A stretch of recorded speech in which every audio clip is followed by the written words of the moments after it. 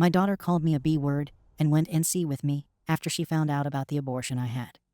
I'm devastated. The day after I graduated high school, my childhood sweetheart and I were married. And a year later, my beautiful daughter Moira was born. When Moira was 6, I got pregnant again.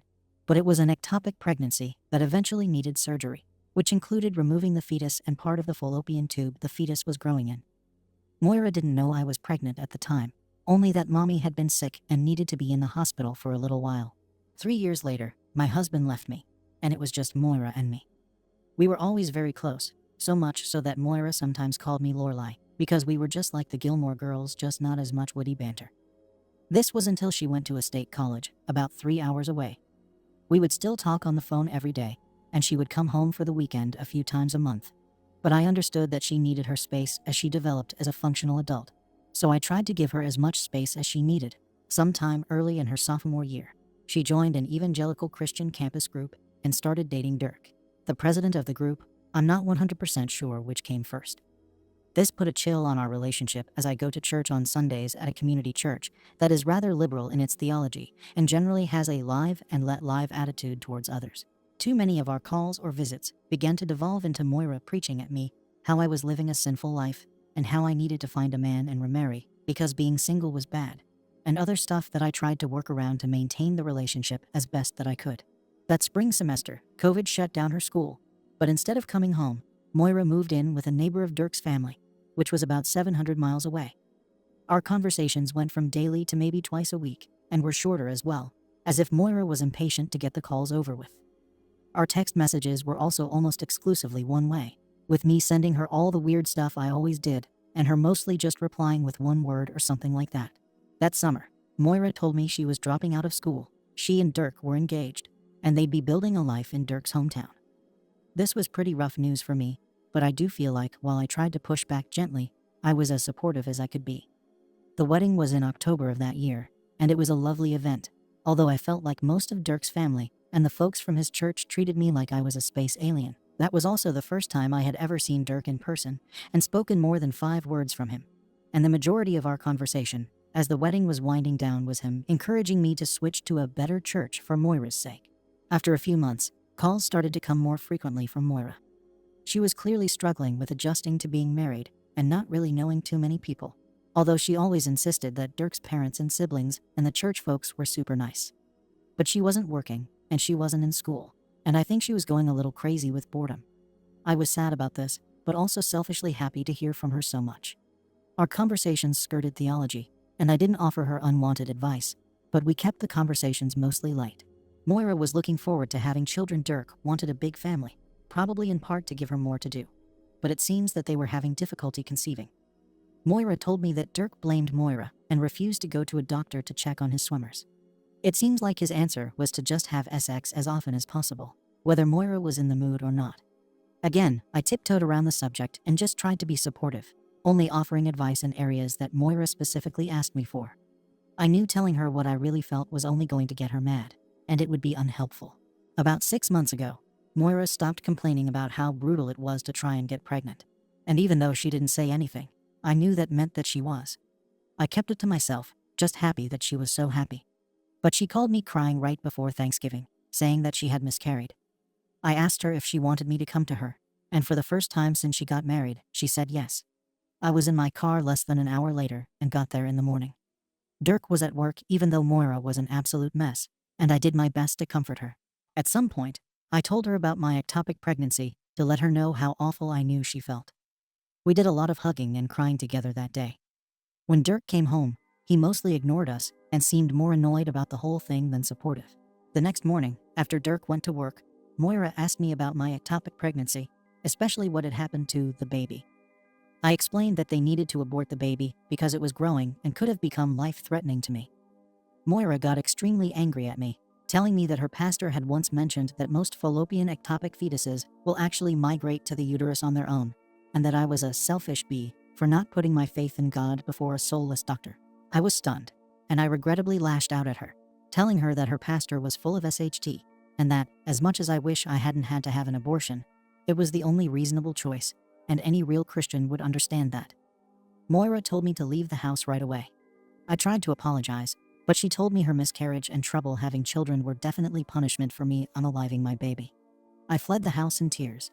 Since then, Moira hasn't answered my phone calls, texts, emails, or anything else.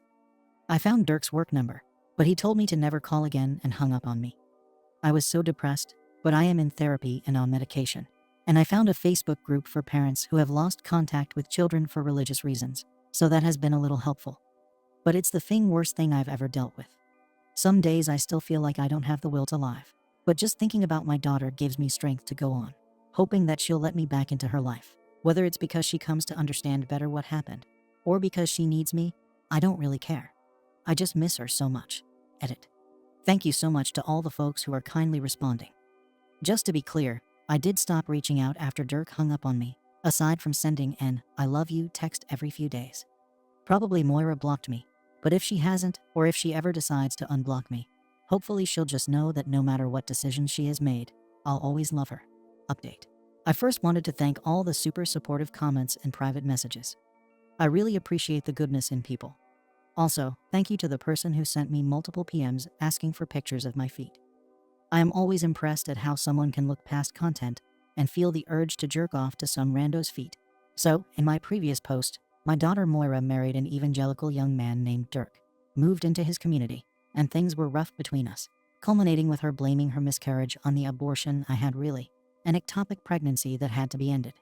I have done my best to stay away from her, even though I love and miss her very much. I don't really have any other family besides her, and I wasn't always good about keeping friends. But I've been in therapy and trying to put myself more out there, ironically at my church, which is a wonderful open community. Although just thinking about Moira would make me tear up. I was doing my best to lead my life without her. 6 weeks ago, I had just gotten home from a lunch date with a guy that I'd been seeing when my front door buzzed. I thought maybe it was my gentleman caller, I'm not at the booty call stage, but perhaps he just missed my smiling face and buzzed them up without asking, opened the door, and was shocked to see Dirk come out of the elevator. I let him in and did my best not to yell at this young man who took part in brainwashing my daughter, and he stammered out that he was sorry for everything that had happened. He then laid out the entire story. He had gone to the large public university where he ultimately met Moira because it was far away from his parents, and he had a lot of doubts about what he had been religiously indoctrinated with his whole life. His parents had only agreed to let him go to the school on the condition that he stayed active in a specific student group, the facility advisor, who was known to the local church as being an upstanding evangelical. Dirk had agreed and would go to events, but also tried to use his time on campus to explore and better understand why he felt what he had been taught was wrong, going to other Christian groups' events, and even a gasp mixer for all religions. He ended up being president of the student group because the advisor recommended it, and Dirk doesn't know how to say no. Unfortunately, and unbeknownst to me, Moira was only a few weeks into her sophomore year. Luckily for her, Dirk was at the party, identified what was happening, got her out of the party before anything worse could happen, and stayed with her until she was physically recovered. Moira was understandably traumatized, but for her own reasons, she didn't feel comfortable sharing it with me, which breaks my heart, TBH, or going to the school's counselors for help. But she did latch on to Dirk, and he admitted he didn't mind having this pretty girl around a lot. Since part of his routine was his evangelical stuff, Moira started going to those meetings and events and the local church, and possibly because of her trauma, she really embraced it all. This wasn't great for Dirk since he was trying to pull away, but now that this girl, whom he liked, and who he also felt like he needed to protect, was getting into the evangelical stuff, he wondered if it was a sign from God that he needed to ignore his misgivings. In the spring semester, when COVID shut down the school, Dirk asked Moira if it was possible that he could come home with her. But she said that the opposite would be better. So they went back to his hometown, where the church refused to close. So now Moira was really only going to 3 places. The house that she was staying at, which was full of very nice, but very evangelical folks. Dirk's parents' house, which was also very nice, but very evangelical. And the church, where I'm not going to pass judgment on whether the pastor was nice or not, but who was preaching a very strong brew that Moira readily drank. When Dirk was told by his parents and the pastor that he should marry Moira, he proposed. Moira said yes, and he took a job in a call center run by one of the parishioners in the church. When I pointed out that the only time we talked was at the wedding, Dirk tried to get me to join his church, but he has a different memory of that conversation.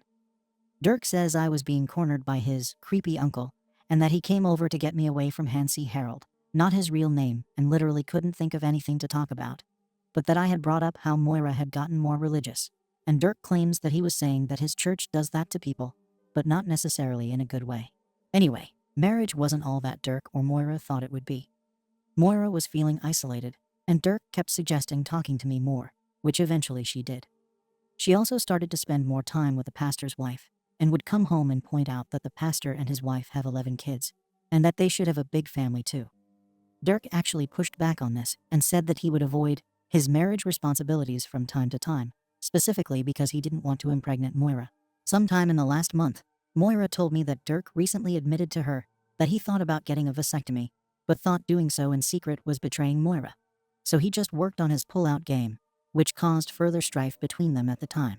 When Moira told Dirk she was pregnant, he got very depressed, but tried to support his wife as best he could, and was at least happy that she was happy about it. When Moira miscarried, she told him God was punishing them for him spilling his seed, and told Dirk to spend the night somewhere else.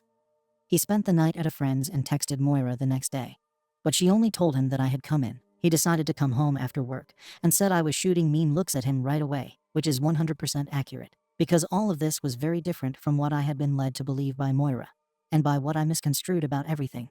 So he stayed away from us, and the next morning left as quickly as he could. However, a few hours later, Moira called crying and asked him to come home, which he did.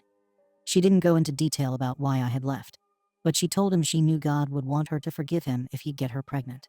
When I called him at work, even though he did want to talk to me, he panicked, did the opposite, and basically hung up on me. He said he wanted to reach out to me after that, but didn't know my number, and also felt he was doing something wrong by Moira. When he asked for advice, he was basically told I was a godless heathen, so I wasn't involved in their lives. Things got better between Dirk and Moira, as both of them started to put in the work that a marriage needs to succeed and started listening to each other. About 2 weeks before Dirk showed up at my door, their town was engulfed in scandal. It was never explained to me exactly what happened, but I guess the pastor was involved in some shady financial business, and it was something that Moira had put money into, and the whole scandal made Moira reconsider her religious fervor. Dirk seized on this and begged Moira to leave town with him. But Moira was feeling very embarrassed, stubborn, or ashamed, and didn't want to reach out to me. Dirk convinced her that they should pack up as much as possible and just come to me, as he was sure that I would take them in and help them. So this conversation was quite lengthy, and when he got to the part where Moira was with him, I jumped up and started yelling about where she was. He told me she was at a coffee shop down the street, so I basically ran there, and the two of us ugly cried as we reunited. We went back to my apartment, and the three of us continued our conversation. There were a lot more tears, hugs, and apologies all around, and I told them that I would help them as best as I could. I'm not exactly swimming in money, but I bought a queen-sized bed to put in Moira's old bedroom, and my not-quite-boyfriend helped Dirk get an office job.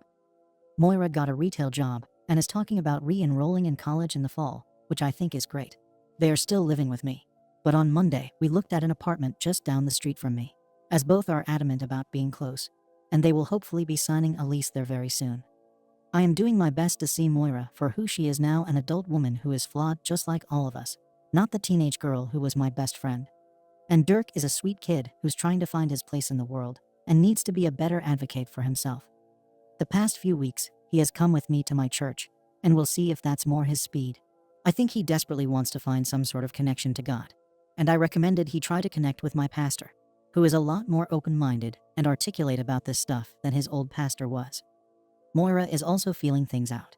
She's going to therapy on her own, and the two of them are also planning on going to couples therapy to really firm up that all-important foundation of their marriage. So I'm very happy to share this update, and I thank you all again for your support and kindness. TLDR. Dirk wasn't the controlling evangelical jerkhead I thought he was. Moira made mistakes in part because of a traumatic event, and I am happy they are both in my life. And maybe I'll take up a relaxing hobby like bird watching or welding.